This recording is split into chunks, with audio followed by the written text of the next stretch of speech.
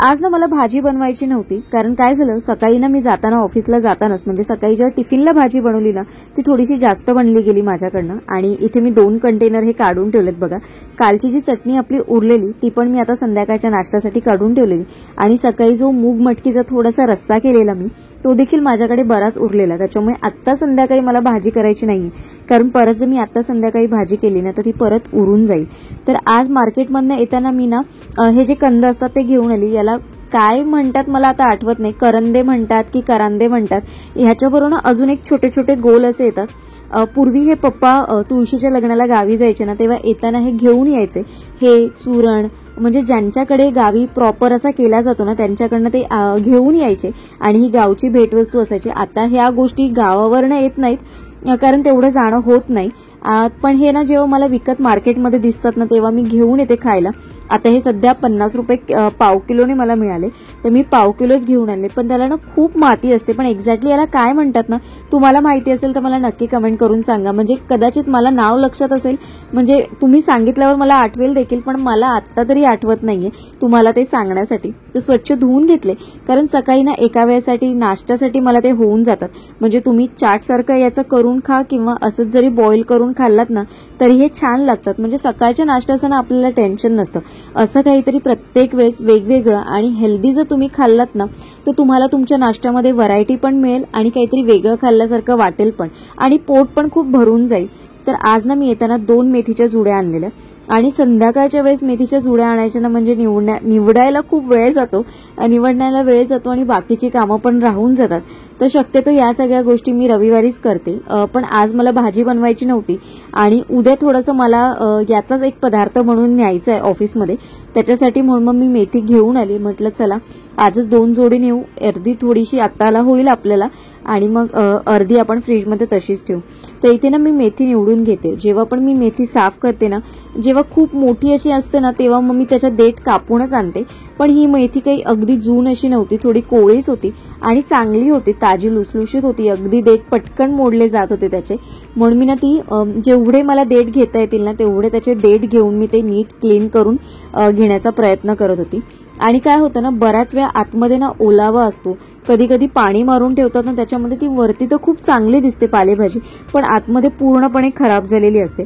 तर म्हणजे मी आणली ना की पहिलं ती कापून ना पहिली सगळी अशी ओपन करून बघते आणि त्याच्यानंतरच घेते। इथे माझी बऱ्यापैकी मेथी साफ करून झाली, यातली थोडी मेथी मी आता वापरणार आहे आणि थोडी मेथी मी फ्रीजमध्ये ठेवणार आहे। तर ही जी थोडी मेथी जी आपल्याला वापरायची ना ती मी आता वॉश करून घेते, छानपैकी वॉश करायची, 2-3 पाण्यात छान घालायची, कारण ना बरीचशी अशी रेती असते त्याच्यामध्ये, रेती म्हणण्यापेक्षा माती असते भाजीला, तर ती सगळी निघून जाण्यासाठी 2-3 पाण्यात चांगलं वॉश करायचं आणि मगच ती भाजी आपण यूज करायची। नमस्कार, शुभ सकाळ, सुंदर अशा दिवसाच्या सुंदर अशा शुभेच्छा। मी प्राजक्ता आपल्या एका नवीन ब्लॉगमध्ये तुमच्या सगळ्यांचं खूप मनापासून स्वागत करते। तर आजच्या ब्लॉगमधनं जी रेसिपी मी तुमच्याबरोबर शेअर करणार आहे, म्हणजे ज्याचं प्रिपरेशन व्हिडिओच्या आधी केलंय, ती रेसिपी थोडीशी विंटर स्पेशल म्हणू शकता तुम्ही, कारण हिवाळा चालू झालाय आणि बराच वेळा असं होतं ना की सकाळी म्हणजे थंडी एवढी असते की डोळा लागतो आणि उठायला उशीर होतो, असं बऱ्याच वेळा सगळ्यांच्या बाबतीत होत असेल। तर ही रेसिपी जर तुम्ही आदल्या दिवशी बनवून ठेवली तर सकाळी सकाळी तुम्हाला फ्रेश पण खाता येईल, म्हणजे आदल्या दिवशी बनवून तो पदार्थ शिळा नसणार आहे, तुम्हाला फ्रेश असा पदार्थ सकाळी सकाळी डब्यासाठी झटपट करता येईल। तर मी जी ही आज रेसिपी करणार आहे, तर माझी जी एक कलिक आहे म्हणजे माझी फ्रेंड आहे, तर तिचा उद्या वाढदिवस आहे आणि तिला ही रेसिपी खूप आवडते, तर तिच्यासाठी म्हणून मी स्पेशली ही रेसिपी बनवणार आहे। ते म्हटलं चला तिच्यासाठी बनवते, तर म्हटलं चला आज तुमच्याबरोबर ही शेअर करू आणि तुम्हाला ही हिवाळ्यासाठी खूप चांगली रेसिपी आहे। आणि हिवाळ्यात ना भाज्या म्हणाल तर खूप हिरव्यागार अशा भाज्या येतात, म्हणजे सगळ्याच भाज्या, पालेभाज्या पण खूप छान मिळतात आणि इतरही भाज्या खूप छान छान मिळतात। तर माझं असं हेच म्हणणं असेल की प्रत्येक ऋतूनुसार जे जे काही येतं ते सगळं आपल्या आहारात आपण समाविष्ट करून घेतलं पाहिजे आणि सगळी पोषण तत्व, सगळे जीवनसत्व आपल्या शरीराला मिळायला पाहिजे। तर ते आजच्या ब्लॉगमध्ये मी थोडक्यात तुमच्याबरोबर शेअर करणार आहे। आणि आज मला ना तेल पण, ऑइल पण हेअरसाठी, म्हणजे माझं जे मंथली जे असतं हेअर केअर वगैरे किंवा स्किन केअर वगैरे ते लवकरच मी तुमच्याबरोबर शेअर करेनच, कारण तुमची बऱ्याच दिवसापासून रिक्वेस्ट येते त्याच्यासाठी। पण मला आज ना थोडंसं ऑइल तयार करायचंय, तर ते जमलंच तर आजच्या व्हिडिओमध्ये, जास्त खूप मोठा नाही झाला आजचा व्हिडिओ, तर ते आजच्या व्हिडिओमध्ये मी तुमच्याबरोबर शेअर करण्याचा प्रयत्न करेन। बाकी आपल्याला बऱ्याचशा छोट्या छोट्या खूप साऱ्या कमेंट येत असतात की तुम्हाला म्हणजे छोट्या छोट्या, अगदी छोट्या छोट्या गोष्टी आहेत, पण त्या बऱ्याच वेळा असं होतं ना की आपल्याला माहिती असून पण आपल्या लक्षात येत नसतात आणि त्या तुम्ही सगळ्या मला विचारत असतात आणि माझं पण असं होतं की अरे आपण ही गोष्ट तुमच्याबरोबर शेअरच नाही केली. तर अशा छान छान तुमच्या कमेंट्स करत राहा, कारण तुमची प्रत्येक कमेंट ही माझ्यासाठी खूप एनर्जी घेऊन येत असते की मी छान छान व्लॉग तुमच्याबरोबर शूट करून तुमच्याबरोबर शेअर करण्याचा प्रयत्न करत असते. तर चला आता आपण कामांना सुरुवात करू. बेसिक तयारी तर आपण केलेली आहे, त्याचबरोबर माझी जेवणाची पण तयारी आहे. पण आजही माझ्या जेवणाची एवढी अशी तयारी नाही, पटकन होणारा माझा मेनू आहे जो आज मी ठरवलेला आहे. त्याच्यामुळे म्हटलं ही पहिली गोष्ट जी उद्यासाठी जी मला करायची ती पटकन एकदा झाली ना की मग टेन्शन जाईल. म्हणजे सकाळी मग उशीर जरी वगैरे झाला ना तरी मग टेन्शन येणार नाही. सकाळी फक्त आपण ते झटपट म्हणजे तयार केलेलंच आहे फ्रीजमधनं काढलं, गरम केलं आणि झालं आपलं काम. चला तर सुरुवात करूया. चला रेसिपीला सुरुवात करूया आपण. तर छानपैकी ना मी जी मेथी घेतलेली ना ती बारीक अगदी चॉप करून घेतली. जेवढी बारीक तुम्हाला कापता येतील ना, कारण त्याचे देठ तेवढे बारीक कापता येतील तुम्हाला तेवढे काढा. आणि ना ह्या सिलिकॉन शीट ज्या आहेत ना ते अगदी बघा खूप युजफुल आहेत. म्हणजे तुम्ही चॉपिंग बोर्ड वापरण्याच्या ऐवजी सिलिकॉन शीट वापरली ना तर त्याच्यावर बऱ्याच वेळा आपल्याला असं होतं की चिरे पडले जातात, स्क्रॅचेस येतात जेव्हा आपण चॉपिंग बोर्ड वापरतो आणि तो आपला लवकर खराब होतो. अशा तुम्ही पद्धतीने जर सिलिकॉन शीट जर वापरल्या ना तर त्या खूप चांगल्या असतात आणि फ्लेक्झिबल असतात. तुम्ही पाहिजे तशा त्याला बेंड करू शकता. आता इथे जी मी मेथी कापून घेतली त्याच्यामध्ये मी हळद टाकलंय, तीळ टाकलेलं आहे, त्याच्यानंतर धना पावडर टाकलंय, थोडंसं मीठ टाकलंय आणि ना ते छानपैकी मिक्स करून घ्यायचं. याच्यामध्ये तुमच्या आवडीनुसार तुम्ही जर तुम्हाला आवडत असेल तर जिरा पावडर टाकू शकता, थोडंसं तुम्हाला वाटलं तर गरम मसाला टाकायचा असेल ते देखील टाकू शकता. आता हा जो खलबत्ता आहे ना माझ्याकडे हा केरळवरनं आणलेला आहे. मला मागे पण बऱ्याच व्हिडिओमध्ये कमेंट आलेली की तू हा खलबत्ता कुठून घेतलायस किंवा हा कसा आहे. एकतर हा वजनाला खूप जड आहे आणि याच्यामध्ये अगदी तुम्ही थोडंसं जरी तुम्हाला काही ठेवून जर वाटायचं असेल ना तर अगदी छान वाटलं जातं आणि याची टेस्ट खूप अगदी वेगळी येते. तर म्हटलं चला आज आपल्याला ट्रॅडिशनल रेसिपी करायची, त्याच्यासाठी असंच काहीतरी छान असं व्हावं म्हणून मला लसूण या रेसिपीमध्ये काही जण टाकतात, काही जण नाही वापरत, पण मला आवडतो लसूण आणि आपण खातो त्याच्यामुळे मी लसूण घेतलंय, आलं घेतलं आणि मिरची घेतली. हे सगळं एकत्र वाटायचं. तुम्हाला जर असं वाटत असेल की नीट बारीक होत नाही तर थोडंसं याच्यामध्ये तुम्ही मीठ टाका, कारण मिठामध्ये थोडंसं असं चरचरीतपणा असतो. म्हणजे थोडंसं असं त्याच्यामुळे ना छान असं हे वाटलं जातं. तुम्हाला वाटत असेल तर, नाही टाकलं तर तुम्हाला वाटत असेल आपण थोडं पाणी ओतून याच्यामध्ये मिक्स करावं किंवा तुम्ही मिक्सरला फिरवलं तरी चालेल, कारण अगदी थोडंसं होतं त्याच्यामुळे मग मी मिक्सरला नाही लावलं. म्हटलं चला आज खलबत्ता वापरूया. तर हे जेवढं मी वाटलेलं सगळं मी याच्यात टाकून घेते. तुम्हाला मिरची पावडर इथे ऑप्शनल वापरायची असेल तर तुम्ही वापरू शकता, पण याचा कलर खूप चेंज होतो, अगदी थोडासा लालसर येतो. तर मला तो कलर नको हवा होता म्हणून मग मी जी मिरची जी होती जी ठेचून घेतलेली ना तीच याच्यामध्ये टाकली. आता याच्यामध्ये गोडाव्यासाठी तुम्ही गूळ वापरू शकता किंवा मग याच्यामध्ये तुम्ही साखर टाकली तरी चालेल.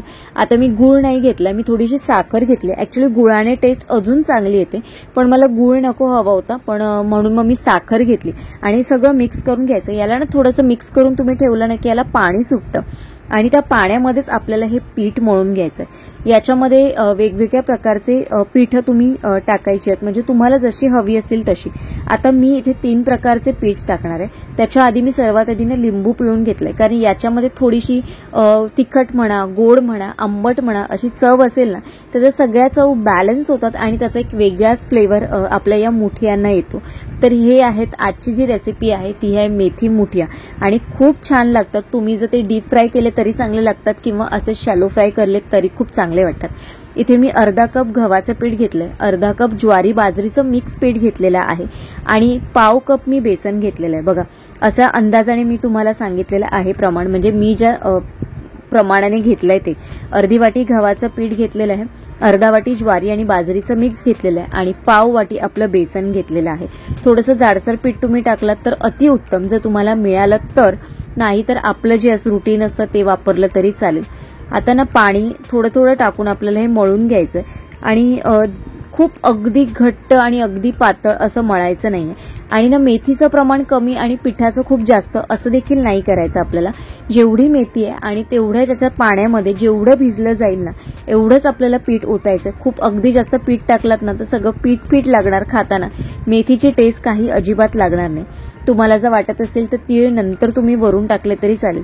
थोडंसं तेल लावायचं म्हणजे अगदी पीठ सॉफ्ट असं मळलं जातं आणि हे काही असं वेगळं असं 10-15 मिनिटासाठी मॅरिनेट वगैरे करून असं काही किंवा ठेवायचं वगैरे असं काही नाही. आता आपण इथे उकडायला ठेवणार आहोत, म्हणून इथे मी स्टीमर तयार करून ठेवते. पाणी ओतून घेते, झाकण ठेवते आणि माझ्याकडे नेहमी माझ्या लक्षातच नसते की मी गॅस खालून बंद करून ठेवते. सगळं होतं आणि मग माझ्या लक्षात येतो की अरे आपण गॅस खालून बंद करून ठेवलेला. आता तो गॅस मी वरती ऑन करून ठेवते आणि 5 मिनिटात आपलं हे पाणी गरम होईल. तोपर्यंत आपण ना वड्या करून घेऊ. तर या ज्या आपण वड्या करणार आहोत ना, या ज्या मुठी आहेत त्या अगदी तुम्ही बघितलं असेल छोट्या छोट्या असतात, खूप अगदी जास्त मोठ्या नसतात. किंवा मग तिथल्या तिथे ना गोळे केलेले असतात हाताने, जे डीप फ्राय करतात ते. पण आपण कसं हे बॉईल करणार आहोत, स्टीम करणार आहोत, त्याच्यासाठी तुम्हाला पाहिजे ना तसे म्हणजे जेवढे पातळ तुम्हाला करायचे असतील, आणि खूप जास्त पातळ नाही करायचे, नाही तर खाताना अगदी त्याची चव लागत नाही. कारण खूप जास्त असे क्रिस्पी भाजले गेले ना तर मग त्याच्यामध्ये काहीच लागत नाही. म्हणजे मुळात जी टेस्ट असते, ज्या रेसिपीची टेस्ट असते ना, ती कुठेतरी निघून जाते. त्याच्यामुळे तुम्हाला जेवढे जाड ठेवता येतील ना तेवढे तुम्ही जाड ठेवण्याचा प्रयत्न करा. आणि अगदी पण जाड नाही आणि अगदी बारीक पण नाही. इथे बघू शकता बघा, मी तयार केलेले आहेत. अगदी जाड पण नाहीत आणि अगदी बारीक देखील नाही. कारण याच्यामध्ये बेसन असल्यामुळे ना, जेव्हा तुम्ही हे उकडवता, जेव्हा स्टीम करताना, तेव्हा त्याची साईज थोडीशी किंचितशी वाढली जाते. म्हणजे जेवढी साईज आहे त्याच्यापेक्षा थोडीशी साईज ही मोठीच होते. त्याच्यामुळे तुम्हाला जेवढी साईज हवी आहे त्याच्यापेक्षा थोडीशी साईज तुम्ही थोडीशी कमीच करा. त्याच्यामुळे अगदी तिथल्या तिथे या मस्तपैकी मुठ्या आपल्या तयार होतील. आणि आपण 10 मिनिटात तयार होतात. 10 मिनिटात याला चांगली अशी वाफ निघते. जर तुम्हाला वाटलंच की वाफ आपली निघाली नाहीये चांगली, तर थोडंसं जेव्हा आपली 10 मिनिटं तयार होतात ना, तेव्हा छानपैकी झाकण काढून बघायचं, हात लावून बघायचं की कुठे चिटकतंय का हाताला, किंवा वरून जर क्रॅक गेलं असेल ना, या ज्या आपण वड्या ठेवल्या त्याला क्रॅक गेलेला असेल की समजून जायचं की आपली वडी तयार झालेली. अशा वेगवेगळ्या पद्धतीच्या रेसिपीज मला ट्राय करायला खूप आवडतात आणि त्या सगळ्या मी तुमच्याबरोबर पण शेअर करत असते. अशी तुम्हाला कुठली अजून एखादी रेसिपी बघायची असेल तर मला नक्की कमेंट करून सांगा. आणि हिवाळा म्हटलं ना की अशा सगळ्या गोष्टी आल्याच पाहिजेत आपल्या शरीरामध्ये, आपल्या आहारामध्ये सगळ्याचा समावेश असलाच पाहिजे. तर अशा रेसिपी तुम्ही देखील मी ज्या ज्या दाखवते तुम्ही नक्की ट्राय करून बघा. आता एका साईडला मी कुकर लावून घेते, म्हणजे दोन्ही कामं आपली होतील एका साईडला. तर आपल्या कुकरच्या शिट्या होत आहेत. वडी पण स्टीम करायला ठेवली, 5 ते 7 मिनिटं लागतील आपली. तोपर्यंत म्हटलं चला तुमच्याबरोबर शेअर करते. शॉर्ट व्हिडिओमध्ये पण तुम्ही बघितलं असेल, पण शॉर्ट व्हिडिओमध्ये मी तुम्हाला फक्त असं दाखवलेलं, पण मी आता तुम्हाला तसा रिव्ह्यू देते. तर मिंत्रावरनं एक पार्सल रिसीव्ह झालेला आहे आणि तो टॉप असा आहे, क्रीमिश येल्लोइश कलरमध्ये थोडाफार असा हा ड्रेस आहे.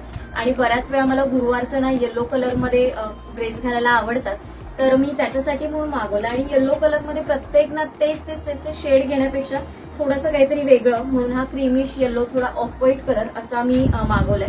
आणि जसं माझं नेहमीचं पॅटर्न असतं 3/4 स्लीव्ज आहे आणि नॉर्मल पॅटर्नचे कॉलर आहे, म्हणजे कॉलर नाहीये, नॉर्मल नेक आहे.